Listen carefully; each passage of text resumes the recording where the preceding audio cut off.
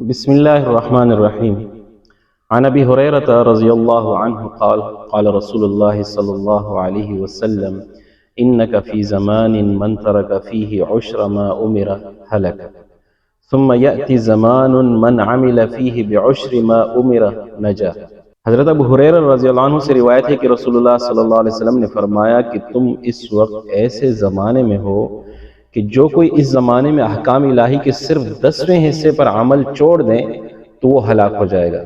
اور بعد میں ایک ایسا زمانہ بھی آئے گا کہ جو کوئی اس زمانے میں احکام الہی کے صرف 10ویں حصے پر عمل کر لے گا وہ نجات کا مستحق ہوگا۔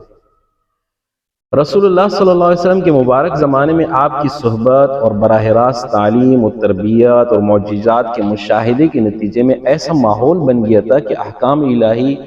ذوق و شوق سے تعمیل کرنا نہ صرف آسان تھا بلکہ مرغوب اور محبوب بھی بن گیا تھا۔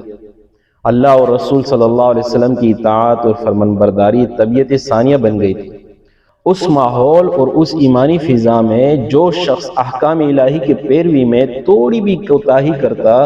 اس کے بارے میں اس حدیث شریف میں رسول اللہ صلی اللہ علیہ وسلم نے فرمایا کہ وہ شخص قصوروار اور قابل مواخذہ ہے۔ اسی کے ساتھ آپ صلی اللہ علیہ وسلم نے فرمایا کہ ایک وقت ایسا بھی آئے گا جب ماحول دین کے لیے سخت ناسازگار ہوگا، جیسے کہ آج کل کا ہمارا ماحول ہے یا ہمارے ہاں بعض ملکوں کا جو ماحول ہے۔ تو ایسے زمانے کے بارے میں آپ صلی اللہ علیہ وسلم نے فرمایا کہ اس وقت اللہ کے جو بندے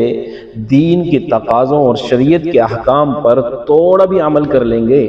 ان کی نجات ہوگی۔ علماء نے لکھا ہے کہ اس حدیث میں عشر کے لفظ سے بعین ہی 10واں حصہ مراد نہیں ہے بلکہ زیادہ عمل کے مقابلے میں کم عمل مراد ہے۔ تو ناظرین محترم، عرض یہ ہے کہ اگر ہمارے محلے میں، ہمارے آس پاس کے دوستوں میں،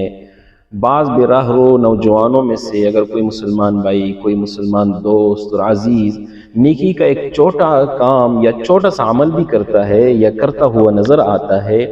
اور باقی کسی بے راہ روی کا شکار ہے یا کسی عمل بد میں مبتلا ہے،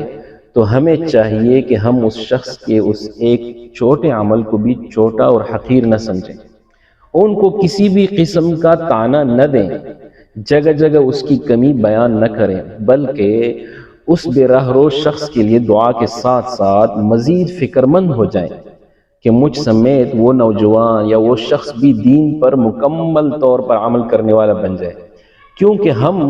اس زمانے میں جی رہے ہیں کہ جس میں دین پر 10% عمل کرنے والا بھی نجات یافتہ ہوگا انشاءاللہ۔